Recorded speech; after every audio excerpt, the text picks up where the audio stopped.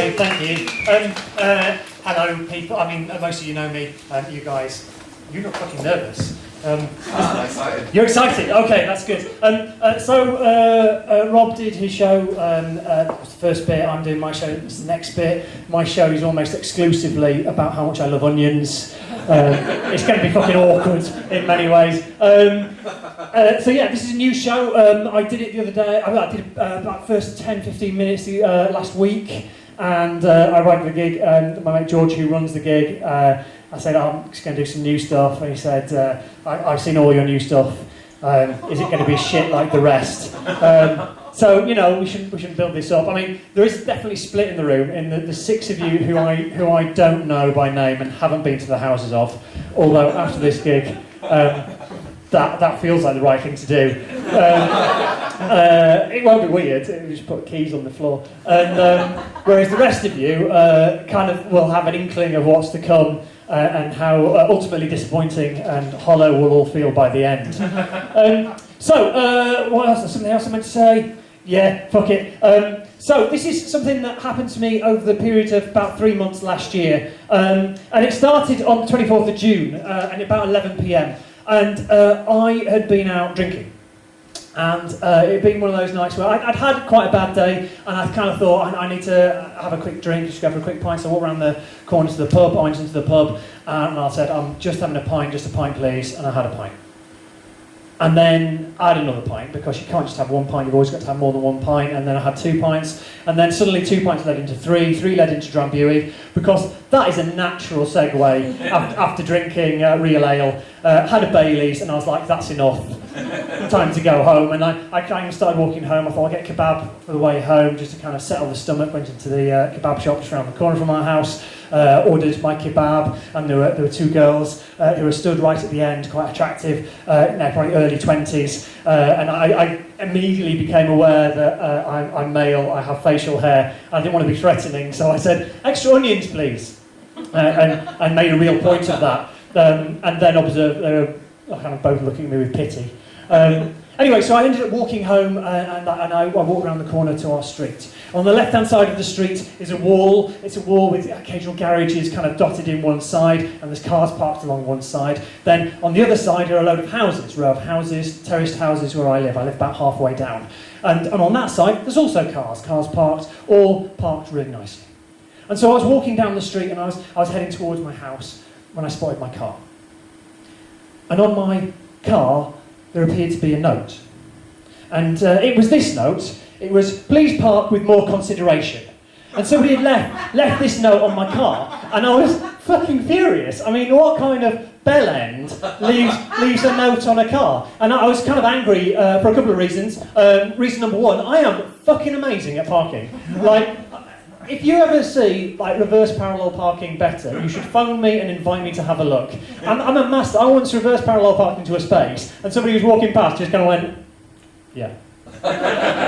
You know, there is a quality to that reverse parallel parking that you would expect to see from an Olympic sport. You know, it was magnificent, and I had parked my car perfectly. It was inch perfect against the curb, and it was fine. It was absolutely fine. And somebody had left this on my car.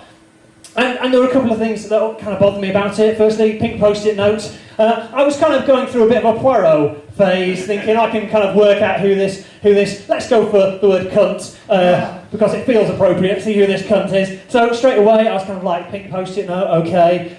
Not joined up writing, so probably pre-secondary school. And then big circles over the eyes. And so I decided that what I was looking for was a 14-year-old girl who'd left a note on my car saying, please park with more consideration. Now, if we go back to the previous day, approximately 8 a.m, I should probably explain why I was drinking. So the previous day, something happened. There was a Brexit thing. I was voting. You probably heard about it. If you haven't, guys, went badly. Rob's not willing to point the finger, but yeah, we got screwed. And I went around to the community centre around the corner of my house, and I voted, and there's kind of like loads of people kind of stood outside milling around, a couple of people who are clearly UKIP supporters with their purple badge of cuntiness, and And I voted for unity and to remain and for making the world a better place, but no big deal. But what annoyed me that day so much when ultimately the result went the other way was the fact that we'd been lied to. We'd all been inherently lied to. There'd been no truth in it, and we'd all been able to see it as clear as day, but apparently not everybody had. So who remembers this bus? Yeah, that's all. You look at that now and you kind of go, at the time, I remember looking at that and thinking, oh, this is a bit of harmless fun, isn't it? Nobody will actually believe that. Nobody believes that kind of ridiculous claim that's clearly not true. This was my favourite bus, because you should always have a favourite campaign bus. It's the bus that says Project Fact. And then it has 7 statements which aren't facts on the bus. They're at best well-meaning opinions, but all uninformed. And it kind of annoyed me, the fact that we'd been lied to and we'd ended up in this shitty position where suddenly racism was okay again. Who'd have thought that would make a comeback? Never really left, guys, never really left. And it got me thinking about other people who kind of told lies to get in positions. This guy, for example, anybody know who this is? No? Good. Excellent. I went for the really contemporary references. So this is Ali Dyer. Ali Dyer was a footballer who at the time played for a football team called Hyde. Hyde were in pretty much the lowest division you can be in and still just get paid. And in 1996, he rang up Graham Souness, who was managing Premier League low flyers Southampton, and he said, "Hello, this is George Weah, Ballon d'Or winner, best footballer in the world. I don't know if you've heard about my friend Ali Dyer, but he's an amazing footballer. You should sign him straight away." And Graham Souness did. Graham Souness signed him on the basis of one man ringing up, pretending to be somebody else. He didn't double check, he just went, yeah, I mean, that sounds legit. And he signed him, and he played 26 minutes for Southampton before being subbed. He was subbed on, and then 26 minutes later he was subbed off. I mean, you have to be pretty shit for that to happen. He replaced Matt Le Tissier, one of the greatest England players who ever played and graced the field, who went on to say, the worst player I played with. Matt Le Tissier played for Southampton. He played with a fuckload of quite poor players. Now, of course, we'll all remember our favourite Olympics, which is, of course, the 1936 Olympics. Anybody tell me anything about 1936 Olympics? Germany, of course. Yeah, it's the good old Nazi Olympics. The two things that everybody knows about the Nazi Olympics are, one, it was the Nazis, and the other one? Jesse Owens, of course, it's Jesse Owens, who won all the gold medals. But there were other people at those Olympics as well. It's hard to believe, but it's true, guys. I'm blowing your minds. You'll probably all remember how Yugoslavia did in those Olympics. There's Yugoslavia. They got a single silver medal. Anybody know who got that silver medal? Oh, if you're not going to do the background reading, how are you going to enjoy this? It was this guy. It's called Balagov. He was a hammer thrower, and the kind of wonderful thing about him is that he wasn't in the Yugoslavian team. They only found this out after the fall of the Berlin Wall and after the kind of USSR collapse. But he wasn't on the team. He wasn't on any of the memos. He wasn't on any of the sheets. He kind of went, "Oh, there's Olympics happening. I could be an Olympian. Look at him! I could be an Olympian." And so he turned up at the Yugoslavian game. Presumably, went up to the front door and went, "Oh, hiya, I'm here for the Yugoslavian team." And they went, "Yeah, sure, come on in, mate. Different time. And they kind of let him in, and he went in, and they said, "Oh, what event are you here for?" And he went, "Oh, the hammer." He'd never thrown a hammer before. This is kind of like wonderful, like just bullshitness, just kind of diving in there with confidence and looking people in the eye and going, "You know what, I can make you believe." And he threw the hammer, and he got a silver medal, which is kind of amazing in many ways. Now, of course, then we fast forward 58 hours and 45 minutes, and we find ourselves on the 25th of June 2016 at 6:45 p.m. Another day had passed since the election. It was the following day since I got the note on the car. The car note had been screwed up and put in my trouser pockets, and you know, I'd been pissed off about it. I'd been at work that day, and I think I pondered it briefly while dealing with a raging hangover, but ultimately I think I'd started to get over it. And then I got a text message from my other half, and she said, "Hey babe, we've got that sort of relationship. We use that lexicon. I'm comfortable with it. And I said, we're not getting a dog. And she said, just a little dog. And I said, I'm not picking up poo. And she said, just little poos though, as if that makes it okay. And then she said, have you seen your car on Facebook? And I said, my car.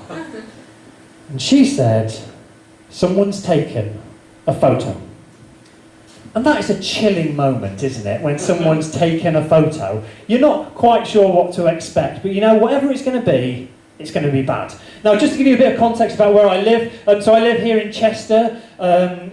You'll probably all recognise it as somewhere Rob Thomas would never be allowed. It's an incredibly pretentious place. It's got a community centre, but it's got a real sense of community. Everybody kind of gets together, everybody kind of bands together, everyone has faith in each other, and it's got a little bit of magic on that kind of basis. It's got a coffee shop where they ask you what bean you want. Yeah. Some of you going, that is magical. And the newspapers around Chester tell you everything you need to know about where I live. So I live in an area called Hoole. In Hoole, this article came out, is Costa a threat to Hoole? Not racism, not anti-Semitism, bloody Costa. That is 543 words about Costa being a threat. Costa, on the scale of things, is not a threat. North Korea is a threat. Donald Trump is a threat. Putin is a threat. Costa, you never go, oh, Costa, I hope they don't get their hands on some weapons of mass destruction. That would be fucking awkward. And it's got Facebook groups, of course, every area. Oh, this is a lovely little thing that it's described as Chester's funkiest suburb.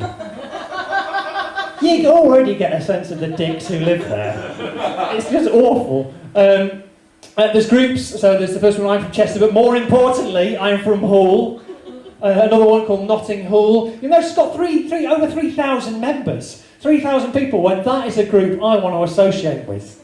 And the other one's got 2,337 members. Notting Hull, how pretentious is that? You just want them all to fuck off. And they run festivals, and all throughout the year there's 3 or 4 festivals, they run a carnival, all this sort of stuff. It's quite amazing. And what's great about these groups is, of course, they seep into mainstream media. So they get quoted. So More Positive Than Negative says the Notting Hill campaign group. That's the fucking Facebook group. It's not a campaign group, it's on Facebook, for fuck's sake.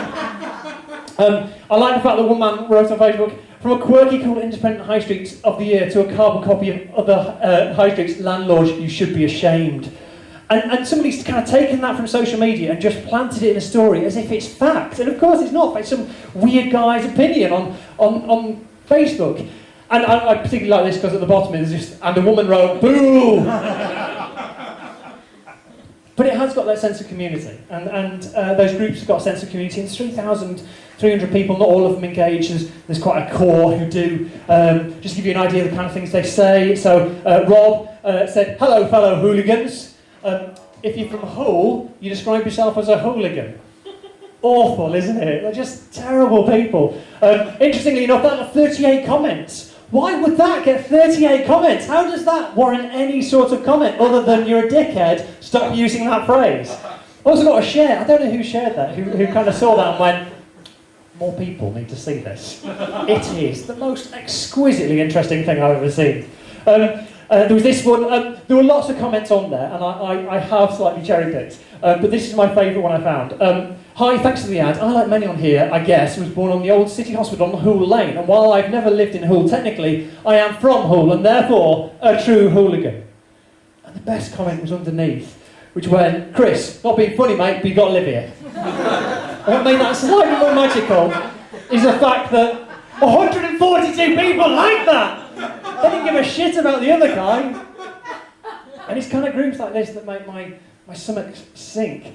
And my stomach was already not in a particularly good place because I'd seen that somebody had taken a photo and I was just incredibly fucking nervous. Because as soon as somebody says anything like someone's taken a photo, it's the ... that really makes it slightly ominous, isn't it? If it being someone's taken a photo, it's all fine, then that's okay. But this was ominous.